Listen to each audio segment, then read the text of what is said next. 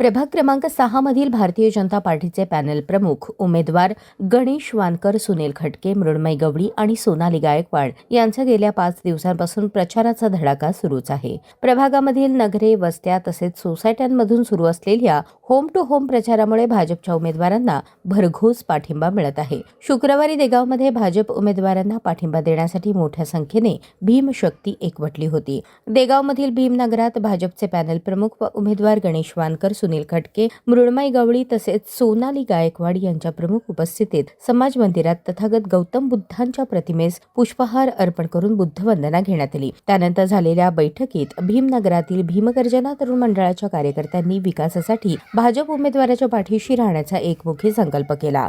जय भीम, जय भवानी, जय शिवाजी, जय श्रीरामच्या घोषणांनी परिसर दणाणून गेला.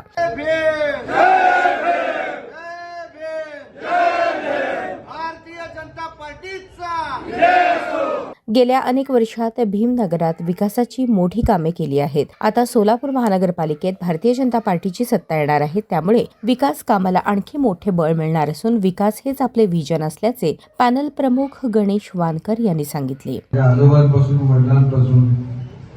वडिलांना ग्रामपंचायतीला आपण सर्वांनी मदत केली. ज्यावेळेस माझ्या मातोश्री उभारल्या त्यावेळेस पण तुम्ही निवडून दिलं.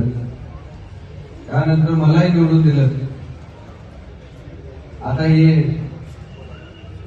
तिसरी चौथी निवडणूक आहे.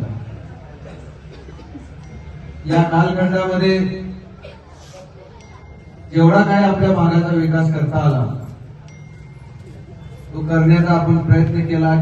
याप्रसंगी भीमगर्जना तरुण मंडळाचे अध्यक्ष कैलास गायकवाड, बाबा तोरणे, विनोद नाना गायकवाड, गोपी तिकुटे, संभा भोसले, भीमरत्न गायकवाड, सागर डोलारे, रतन गायकवाड, रवी निकंबे, रमेश गायकवाड, रतन पवार, दयानंद गायकवाड, रोहित भवाळ, सुखदेव गायकवाड, अजित साबळे, भीमा गायकवाड, चंद्रकांत निकंबे, दुर्वा गायकवाड, सोमा गायकवाड यांच्यासह भीम बांधव भगिनी मोठ्या संख्येने उपस्थित होते.